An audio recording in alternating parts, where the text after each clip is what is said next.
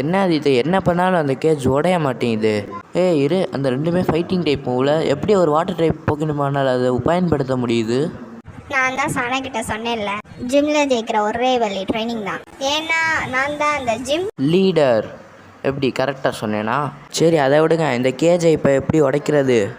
இப்போ வேற வழியே இல்லை. எல்லா போக்கனிமான்ஸும் வெளியே வந்து உங்களோட ஸ்பெஷல் அட்டாக் யூஸ் பண்ணுங்க. ஆனால் அது பஃபலோக்கும் வலிக்குமே.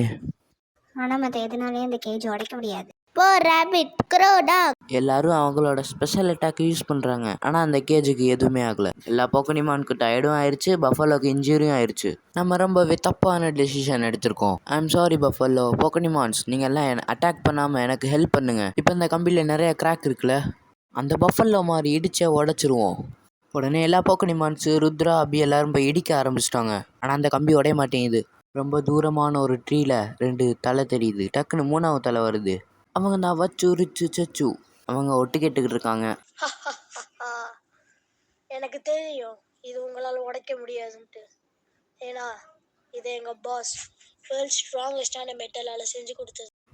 எனக்கு ஒரு ஐடியா கிடச்சிருச்சு.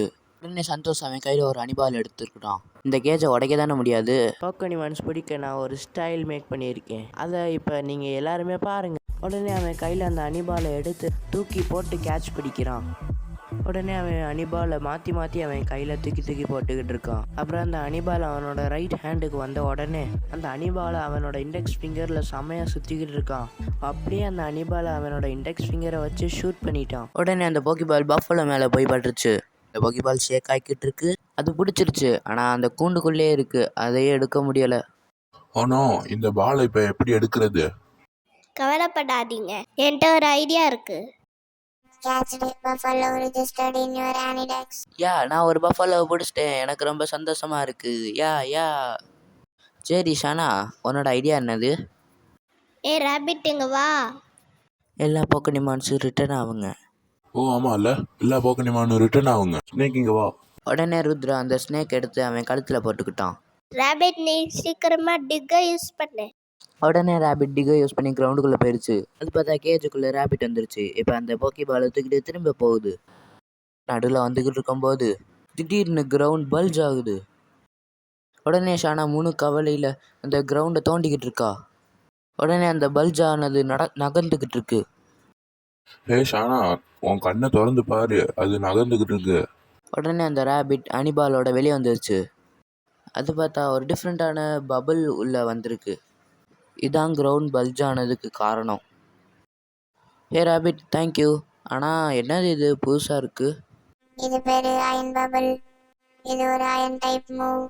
இது வேர்ல்ட் ஸ்ட்ராங்கஸ்ட் டிஃபெண்டிங் மூவ்ல இந்த அட்டாக் ஒன்று. வாவ், சூப்பர் ராபிட், நீ ஒரு புது அட்டாக்கை கற்றுக்கிட்ட. Very good. சூப்பர். எனக்கு என்னன்னு தெரில, நான் சந்தோஷம் மலையில் நினைஞ்சுக்கிட்டு இருக்கேன்.